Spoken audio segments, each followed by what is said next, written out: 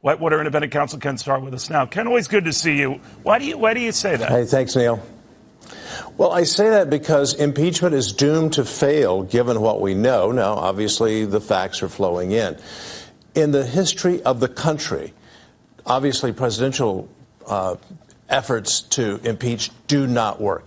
That we know. But guess what? Of the 62 impeachment proceedings, 62 over the course of our hearings, 8 have resulted in convictions. 8.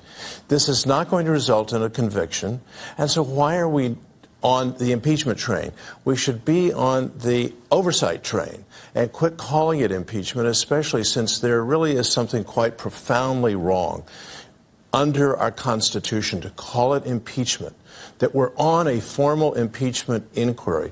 No, with all due respect, until the House of Representatives votes as a body to conduct an impeachment inquiry or investigation, there is simply action by committees that's been sanctioned by the Speaker. It sounds like a structural point, but guess what? We live by structure in our constitutional republic. So what would change, Ken, if they'd had a vote on whether they wanted to proceed to that next step? Because what they're doing now is leaving it to a half a dozen committees, largely, of course, the House Judiciary Committee, to get this ball rolling. What would change doing it the way you say?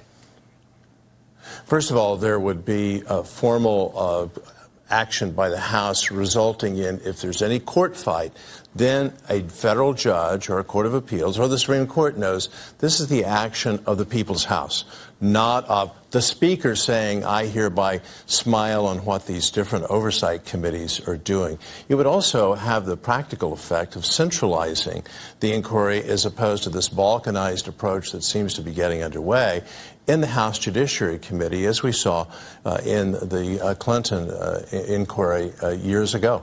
You know, I'm getting a lot of Democrats like to point out, you know, when the Nixon hearing started, and that, you're right, I mean, that started out with the House vote to proceed. I think it was 7 out of 10 Americans thought it was a waste of time, that it was a party cabal piling on Richard Nixon. As the hearings ensued through the course of the summer, there were revelations, discovery that there was a taping system in the White House. You know that history far better than I. And the tide turned, and that's what Democrats seem to be counting on this go-round. What do you think of that?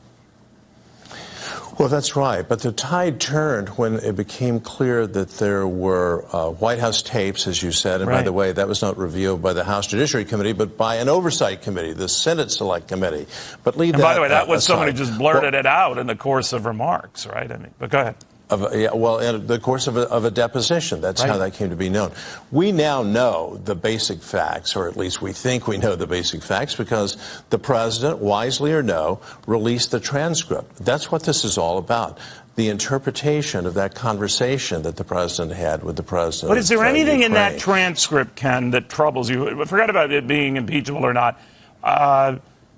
You know, kind of trying to get out of another foreign leader essentially dirt on a potential opponent in the next election. I don't know whether that warrants a high crime or misdemeanor. You're the expert. I'm not. But as I've told you, I watch a lot of legal shows, so I think I am. But what do you make of that? Is that, without making light of it, is that something that bothers you? Yes. I think what the president said, he used a word that was very, very wrong. Reciprocity. We need reciprocity. I'm embellishing even on that. Right. But that's not a crime. That's not a crime. I think it's poor judgment by the president. He should not have done that. So he is making the tie. And I don't think it's a crime, and I think that's the better view. I know people are saying, oh, that's a crime. No, it's not.